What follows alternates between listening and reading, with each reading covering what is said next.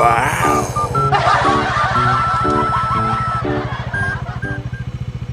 Nahilo ako dun sa ikot ah. Hello po mga kapatid.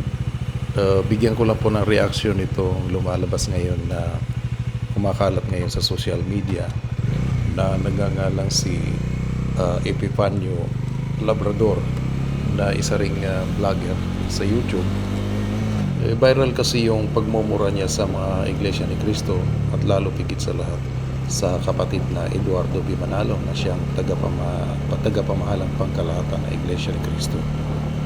Nung napanood ko po yung in-upload niya na video niya, ang naging reaction ko kaagad is nagulat ako at may kasamang inis dahil sa isang kaanib po ng Iglesia ni Cristo. Ginagalang po at nire-respeto po ang mga kapatid at yung may mga tungkulin sa iglesia, lalong-lalo na ang kapatid na Eduardo V. Manalo na siyang tagapamahalang pangkalahatan ng Iglesia ni Cristo. So kapag kaanib ka ng Iglesia ni Cristo, ang magiging unang reaksyon mo agad, galit sa taong lapastangan o nilapastangan yung mga kapatiran, lalo-lalo na yung tagapamahalang pangkalahatan. Ngunit datapwat, subalit, habang pinapanood ko hanggang sa matapos yung video niya na ang lulutong ng pagmumura niya, natatawa ako sa naging ugali niya o naging reaksyon niya na may kahalong awa. Hindi sa natatawa ako dahil sa natutuwa ako dun sa sinasabi niya, natatawa na lang ako sa kanya dahil nagmumukha siyang baliw. Grabe ang inis niya. Grabe ang pagtatalak niya na hindi nakakaaya-aya sa pandinig yung mga pagmumura at sa mga sinasabi niya sa mga kaanib na Iglesia ni Cristo at lalong-lalo na po sa kapatid na Eduardo V. Manalo. Natatawa ako dahil doon sa mga pinagsasabi niya na walang katuturan at panay kasinungalingan. Lalong-lalo na doon sa sinasabi niya na magkano daw ba ang binayad ng mga Duterte sa kapatid na Eduardo Manalo o sa iglesia para gawin yung National Rally for Peace na yon. Well, good luck na lang kung meron mang mga politiko na makapagsasabi na nabayaran nila ang Iglesia ni Cristo dahil sa kapakanan lang nila.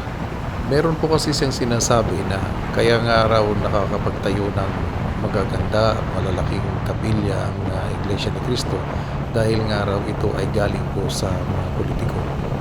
At hinahamon kita, Mr. Epifanio Labrador, sabihin mo kung sino ang pinakamayamang politiko na kayang magbigay para magtayo kahit na isang kapilya ng Iglesia ni Cristo.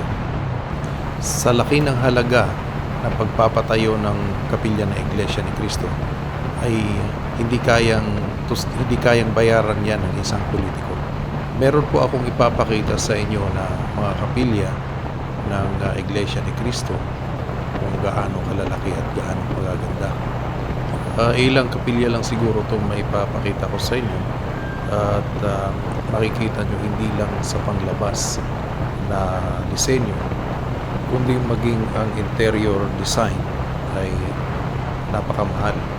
Lalong-lalo na sa mga lightings at saka chandeliers.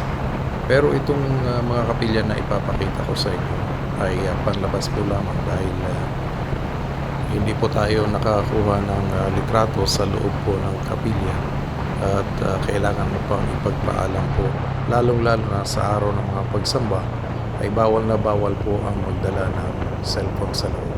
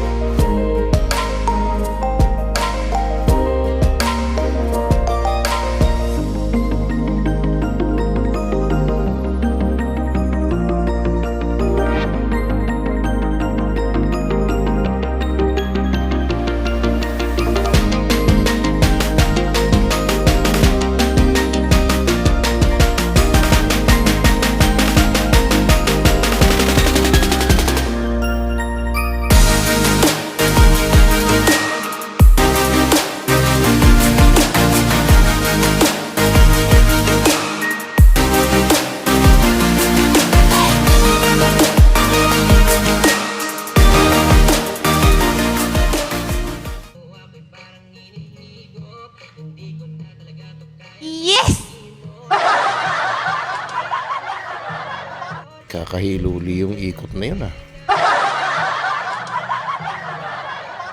Nagpagas nga pala muna ako mga kapatid habang pinapanood niyo yung mga kapilya na pinakita ko sa inyo. Meron pa po akong ipapakita po sa inyo yung mga disenyo po sa loob ng kapilya na hindi nyo may imagine kung gaano halaga ang ginugugol po doon. At yan po ay lahat ay nanggagaling sa tanging handugan o handugan ng mga kapatid o kaanib sa Iglesia ni Cristo.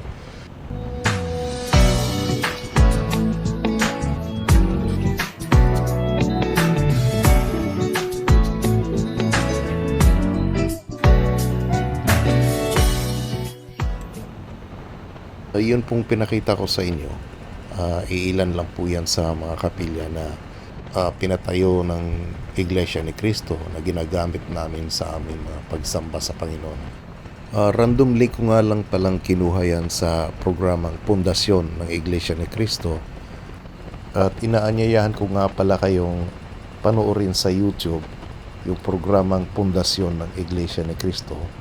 Huwag niyo pong kalimutan, kahit man i-type nyo lang yung pundasyon, makikita nyo yung mga kapilya ng Iglesia ni Cristo at saka sa lahat ng dako dito sa Pilipinas na mayroong kapilya na ginagawa o pinapagawa pa o nagawa na, at kahit sa ibang bansa, mga kapilya sa ibang bansa ay mapapanood nyo po doon. Mas marami pa kayong mapapanood na mas malalaki, mas magaganda, at kung paano ginawa, paano yung kinonstruct yung kapilya, at paano o magkano ang perang ginugol doon sa pagpapatayo. At yan po ang sagot ko doon sa sinasabi ni Mr. Epifanio Labrador na kaya nga daw nakakapagtayo ng malalaki at magagandang kapilya ang Iglesia ni Cristo dahil po daw ay galing po yan sa mga politiko. Hay, good luck na lang sa iyo, Epifanio. At sa iyo pagmumura sa mga kapatiran sa Iglesia ni Cristo, at lalong-lalo na higit sa lahat, ang kapatid na Eranio V. Manalo, well, hindi po maganda yan at meron pong consequences lahat ng pagkakamali mo or pangit na ginawa mo sa iyong kapwa. Lalong-lalo na ginawa mo yan dun sa tao na wala namang ginagawa sa iyo masama. Babalik at babalik sa iyo yan. At doble-doble yan. Maniwala ka, Mr. Epifanio Labrador.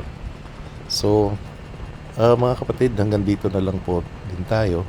Hanggang sa muli pong video na i-upload ko. Kita-kits na lang po tayo. At maraming salamat po.